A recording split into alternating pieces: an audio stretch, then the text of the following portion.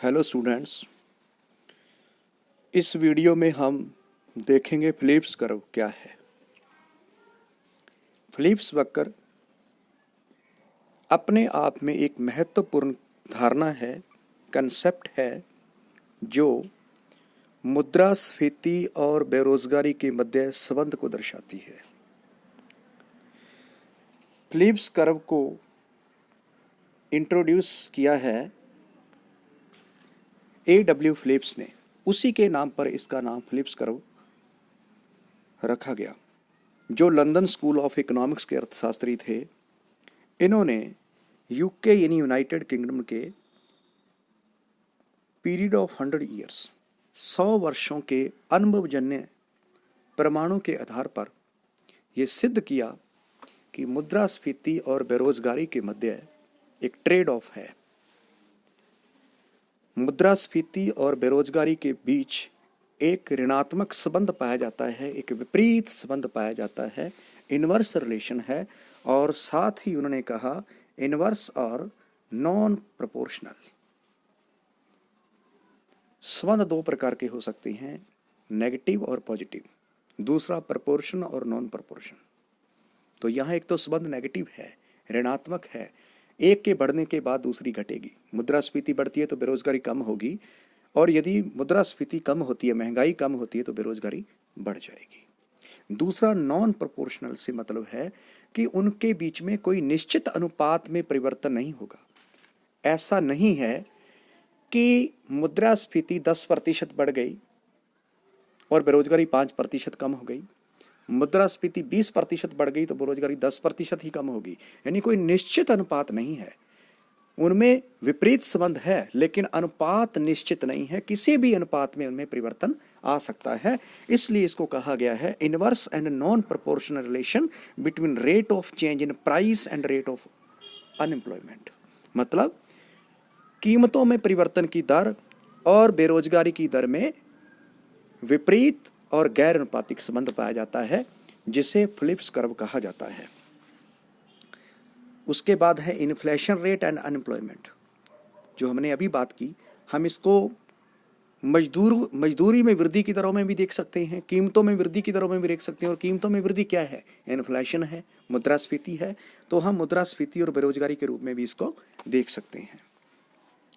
तो ये है आपका, यहाँ हम देखेंगे जो ये कर्व है, ये फिलिप्स वक्र को दर्शाता है। यहाँ देखिए, ये जो है कर्व है, ये पीसी वक्र है, जो ऋणात्मक ढाल वाला है। ये नीचे बेरोजगारी की दर को लिया गया है, इधर इन्फ्लेशन को लिया है। तो इनके बीच यदि ये सीधी रेखा के रूप में होता, सपोज करो ये इस तरह से सीधी रेखा में होता, तो ये नेगेटिव होता और अनुपातिक होता। लेकिन जब ये इस प्रकार से वक्रीय स्थिति में है, तो ये अनुपातिक नहीं है, ये गैर अनुपातिक है। तो इसलिए फिलिप्स कर्व क्या बताता है? मुद्रास्फीति और बेरोजगारी की दर में ऋणात्मक और गैर अनुपातिक संबंध को दर्शाता है। उसके बाद हम देखते हैं, यहां देखिए, फ्राइडमैन, सोलो और भी कई अर्थशास्त्रियों ने फिलिप्स वर्ग पर आगे कार्य किया है, लेकिन यहां हम फ्रीडमैन को देखेंगे। Friedman's long term PC curve. Friedman ने इसमें एक संशोधन किया। उसने कहा कि पीसी वक्र या फिलिप्स कर्व जो है वो अल्पकालीन वक्र ही वक्रीय होता है। जब वो अल्पकालीन है तभी मुद्रास्फीति और बेरोजगारी के अंदर ऋणात्मक संबंध पाया जाता है।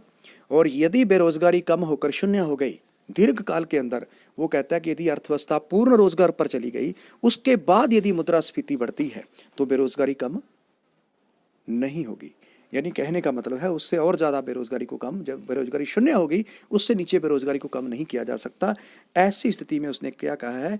नोट ट्रेड ऑफ मैंने संबंध between inflation and unemployment at full employment level.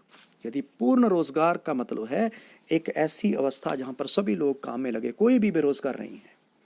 अब उससे ऊपर मुद्रास्फीति बढ़ती है तो बेरोजगारी पर कोई इफेक्ट ही नहीं पड़ेगा, बेरोजगारी और कम होगी नहीं, क्योंकि न्यूनतम हो चुकी है। तो ऐसी स्थिति में उसने कहा कि ऐसी स्थिति में फिलिप्स वक्र सीधी जो है वर्टिकल हो जाएगा, लंबवत हो जाएगा।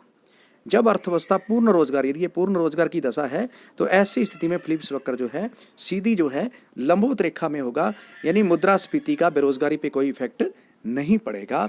तो फ्रीडमैन ने एक लंबवत फिलिप्स कर्व का विश्लेषण किया है जो दीर्घकालीन फिलिप्स कर्व को दर्शाता है, जबकि फिलिप्स ने अल्पकालीन वक्र को जो है दर्शाया है, जो कि क्या है, अल्पकालीन है, जो इन्फ्लेशन और बेरोजगारी की दर में ऋणात्मक और गैर अनुपातिक संबंध को दर्शाता है। आगे देखिए फिलिप्स वक्र से क्या निष्कर्ष निकलते हैं। फिलिप्स वक्र हमारे इकोनॉमी को चलाने वाले लोग जो निर्णय लेते हैं, नीतियां बनाते हैं, इकोनॉमिक पॉलिसी मेकर्स होते हैं, उनको एक दिशा देता है। यदि अर्थव्यवस्था में बेरोजगारी है तो ऐसी स्थिति में महंगाई को बढ़ा करके, मुद्रास्फीति को बढ़ा करके बेरोजगारी को कम किया जा सकता है। फिलिप्स वक्र कहता है कि यदि इन्फ्लेशन बढ़ गया है तो हम बेरोजगारी को बढ़ा करके इन्फ्लेशन को कम कर सकते हैं। यदि हम महंगाई को कम करना है तो हमें बेरोजगारी को सहन करना पड़ेगा, और यदि हमें बेरोजगारी को कम करना है तो हमें महंगाई को सहन करना पड़ेगा। यही दर्शाता है फिलिप्स कर्व। धन्यवाद।